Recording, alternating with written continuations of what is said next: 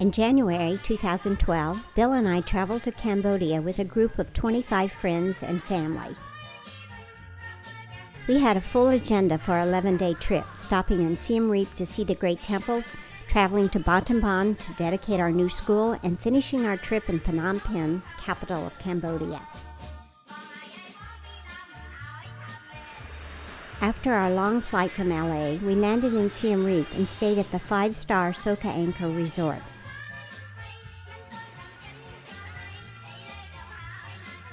Our first morning, we boarded the bus for the ruins of Angkor, the seat of the ancient Khmer Empire, and now a UNESCO World Heritage Site. Still a little blurry-eyed from the long flight the day before, we were met by swarms of vendors selling scarves and postcards. We found our way to the Rolas Temple group and explored Pre Ko, an elegant brick temple built in the 9th century. Our guide, Hang, explained the history and architecture.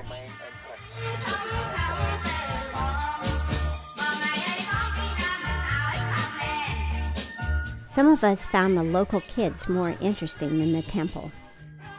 Also built in the 9th century, the nearby Bakang Temple was originally dedicated to the Hindu god Shiva.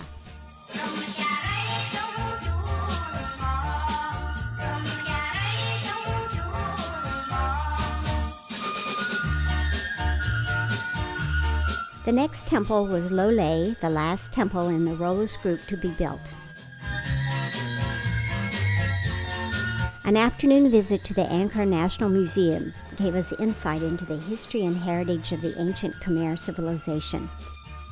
The air conditioning was a welcome relief from the afternoon sun. Later, we stopped at the Artisans d'Angkor. It's a school that trains disadvantaged young people in some of the classical Cambodian crafts. Although Cambodia has a long history of highly skilled craftspeople, the devastation of war and genocide wiped out most of Cambodia's artisans. Artisans d'Angkor is helping to rebuild Cambodia's classical arts. The next day, our tour started with Angkor Thom, the last capital of the Khmer Empire. Built in the 12th century, it remained the Khmer capital until 1609 and had a population of 150,000 at its peak. One of the highlights of our visit was the elephant ride around the Bayon Temple.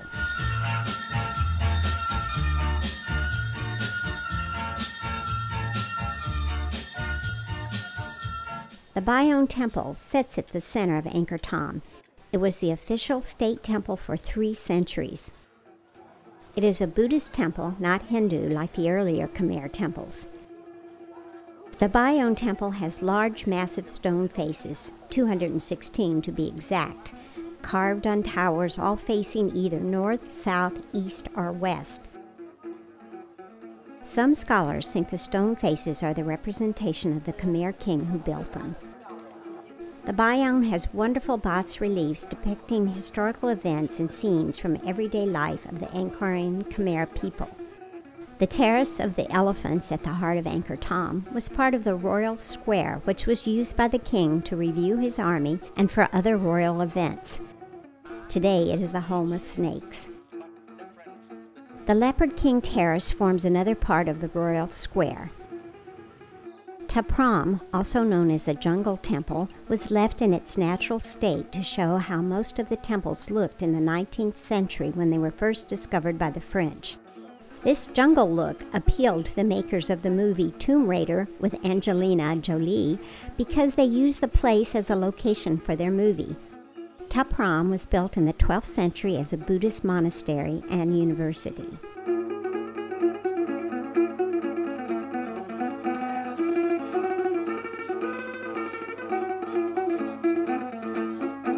Archaeologists are still trying to unravel the history of Angkor. Little street performers grab your heart and accept your money.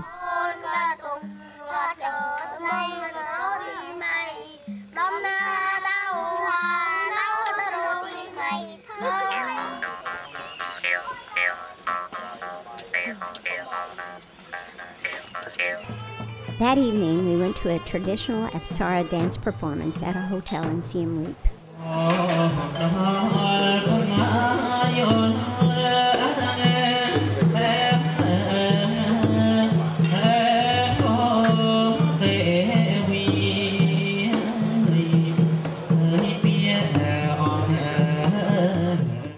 We saved the most spectacular temple and the world's largest religious building, Angkor Wat, for the last day in Siem Reap. We entered from the southeast to take advantage of the morning sun and to pose for our official group picture. No one ever lived in Angkor Wat. It was only used as a temple and not a residence. Today, the only residents are macaque monkeys. Angkor Wat is noted for its exquisite bas-reliefs which wrap around the entire main structure, almost 4/10 of a mile. They depict Khmer history, battles, and mythology. We climbed very steep steps to the central tower, where we were greeted with incredible views of the area. Angkor Wat was built in the 12th century as a Hindu temple, but later became Buddhist. In the 16th century, one of the first Europeans to visit Angkor Wat said, "It is of such extraordinary construction that it is not possible to describe it with a pen, particularly since it is like no other building in the world. It has towers and decoration and all the refinements which the human genius can conceive of." After a drive in the countryside, we visited Bantai Sri. It's perhaps the most beautiful temple and referred to by the Cambodians as the cute pink temple. It's smaller than the other temples and made of red sandstone, a good medium for carving and hard enough to preserve the art for over 10 centuries. On our way back to Siem Reap, we stopped at the village of Pradak to see the local people producing natural palm sugar. I climbed up to get the sap that is used to make the sugar. It's not as scary as it looks. Our last evening in Siem Reap was a special one for Ken, who celebrated his 68th birthday. Happy birthday to you. Happy birthday, dear Ken. Happy birthday to you.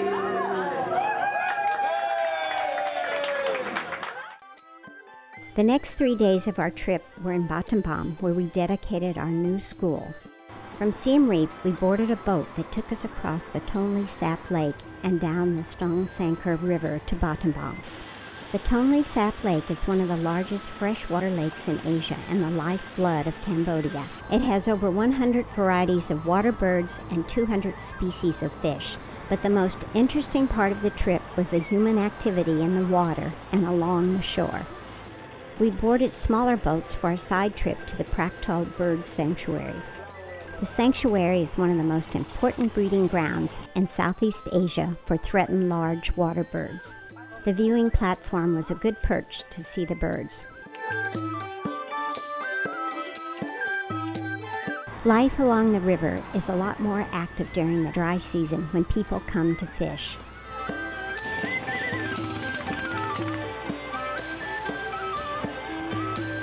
We arrived in the city of Battambang, the second largest city in Cambodia and the provincial capital. We checked into our hotel, the Bamboo Battambang. We got up early the next morning to go to the village for the school dedication, one of the most memorable days of our life. We arrived at our school at 7:30 and were met by hundreds of cheering children, teachers, school officials, and parents. It was the first time we had seen our new building, and it was beautiful. We were escorted to the speaker stand where our entire group of 27 was seated. Next, the provincial governor, the keynote speaker for the dedication ceremony, arrived.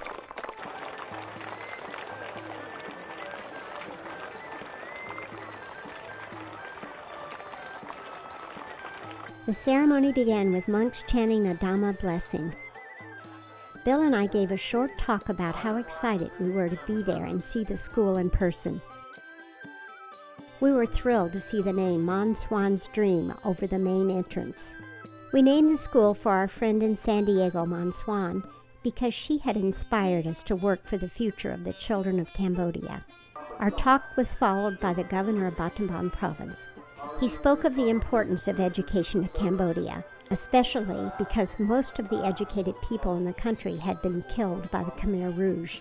He said it was up to the children today to become educated to fill the void left by the genocide 3 decades ago. He spoke of the efforts of the Cambodian government to develop industry so the educated young people will be able to find jobs and a better life. Bill and I also presented over $500 worth of school supplies. Our traveling companions had donated the money for the supplies. Later we announced that we would help to rebuild a road to the school so the students wouldn't have to walk in knee-deep water during the next rainy season. Bill and I, along with Zion, our 10-year-old granddaughter, and the governor, cut the ribbon to officially open the new school.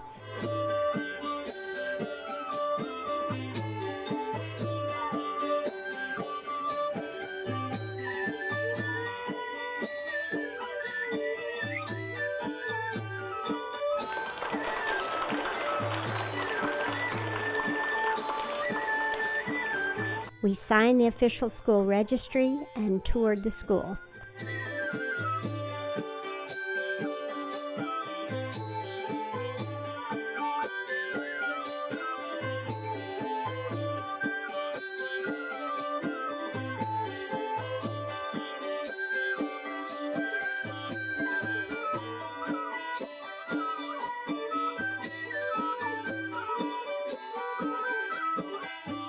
We met Xiaomi, a 6-year-old girl whose eye was damaged at birth. Our friend Denise had seen Xiaomi when she was at the school last November. When Denise returned home, she arranged for Xiaomi to receive an artificial eye. The procedure was scheduled for the day after the ceremony. After the dedication ceremony, we all went to Vanna's house for a wonderful lunch. Vanna has lived in the village all his life and is an administrator for the school. He managed the construction of the school and helps our Reach for the Sky program. We met 9 of our Reach for the Sky girls who helped prepare and serve our lunch. After lunch, we went to Sokum's house. She was our first Reach for the Sky girl. Sokum lives in a tiny shack with her mother and brother. We asked if she had enough to eat. She said that sometimes she goes to school hungry.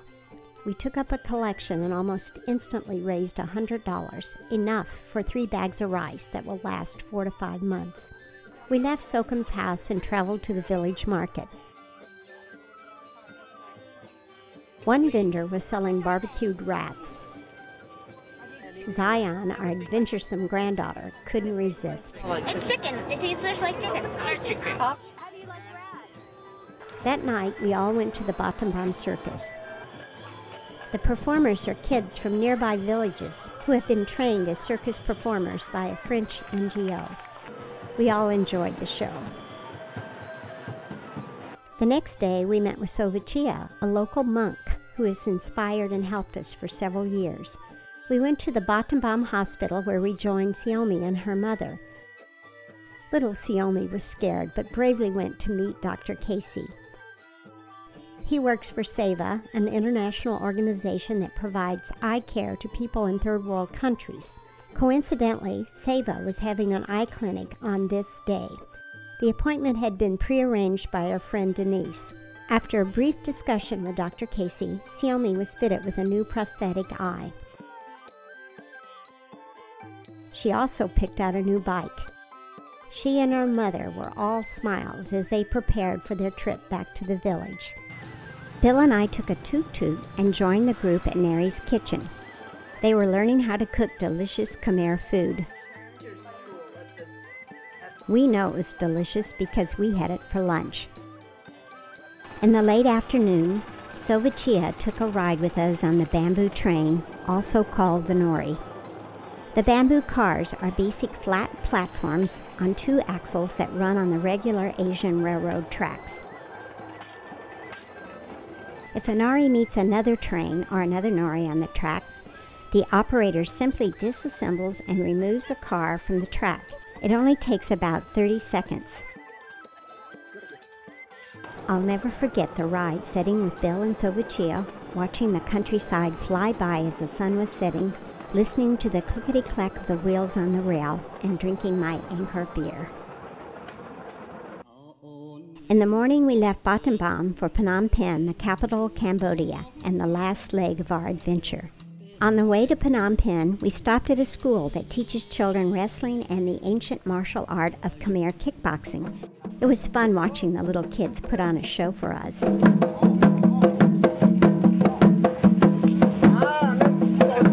Khmer kickboxing, or bokato, goes back to the 9th century when the ancient Khmers used it in battle against their enemies.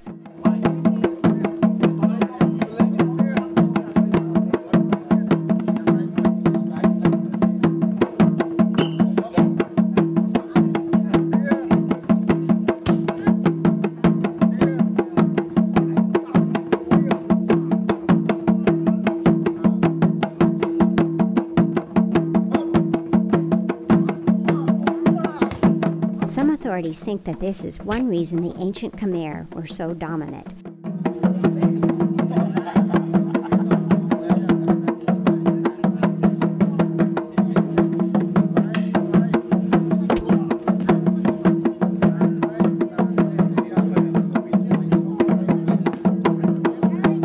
During their reign of terror in the 1970s, the Khmer Rouge banned kickboxing and killed many kickboxers, along with most other educated and professional people. Kickboxing is now making a comeback, as these kids demonstrated. Our next stop was the silver carving village of Kampong Long. The villagers' hard work paid off as we left with lots of silver products and lighter wallets. After a good night's sleep at our hotel in Phnom Penh, Naga World, we started the day with a cyclo tour. Phnom Penh, with a population of over 2 million people, is located on the banks of the Tonle Sap and Mekong rivers. It's the cultural, economic, and financial center of the country. Once known as the Pearl of Asia, in the 1920s it was considered one of the loveliest French-built cities in Indochina. In the 1970s, the Khmer Rouge forced everyone out of the city and Phnom Penh fell into disrepair. The city's coming back and now has some beautiful buildings, parks, and lots of classy cafes and coffee shops. Our cyclo ride ended at the Royal Palace. Built in 1866, it is the home of Cambodia's king. The current king, Norodom Sihamoni, became king in 2004 when his father, Norodom Sihanouk, abdicated. The Royal Palace has 3 main buildings. The throne hall is where the king's confidants, generals, and royal officials once carried out their duties. It is used today for religious and royal ceremonies, as well as a meeting place for the guests of the king. The Moonlight Pavilion is used as a stage for Khmer classical dance. The Silver Pagoda houses the Golden Buddha and the Emerald Buddha. I think it's actually jade. Our next stop was the beautiful National Museum, Cambodia's largest museum of cultural history. It houses one of the world's largest collections of Khmer art. While Bill and I went to the American Embassy, the rest of our group went to the Tuol Sleng Genocide Museum. After taking control of the country, the Khmer Rouge converted this high school to a prison and interrogation center. From 1975 to 1979, an estimated 17,000 people were in prison at Tuol Sleng. They were repeatedly tortured and coerced into naming family members and close associates, who were, in turn, arrested, tortured, and killed. Only 7 prisoners survived. The next day started with an hour's drive from Phnom Penh to the killing fields of Chong Ek. This now quiet, peaceful field is a stark reminder of the genocide committed by the Khmer Rouge in the 1970s. 2 million Cambodians were killed as a result of Khmer Rouge policies. Hang shared his sobering stories living through the horrors as a child. There are many places in Cambodia called the Killing Fields. The one we visited is the best known. The Khmer Rouge killed over 17,000 people here. Today, Chong Ek is a memorial marked by a Buddhist stupa filled with the skulls and bones of the victims. Almost everywhere you walked, you could look down and find a fragment of a human bone. It was a powerful experience for us. We did some shopping at the Central Market in Phnom Penh. It was constructed in 1937 and rebuilt in 2011 by the French government. You can buy almost anything here, even pig brains.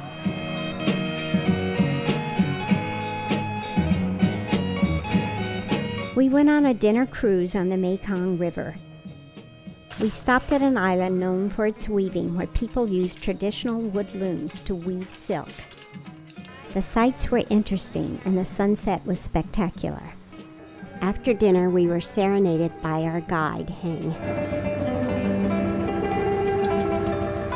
Our last outing in Phnom Penh was the Apsara Art Association, a non-profit organization where young children learn traditional Apsara dancing.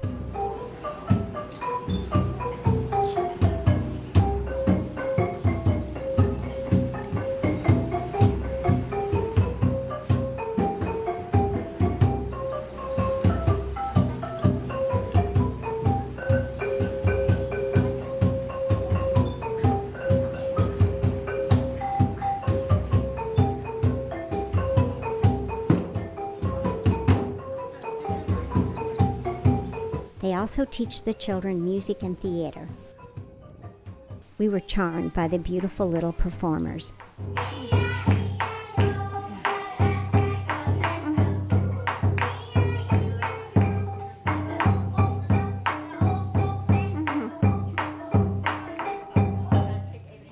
As our trip came to an end, we said goodbye to our new friends and left with a new understanding of Cambodia, its marvels, its devastation, and its hope for a bright new future.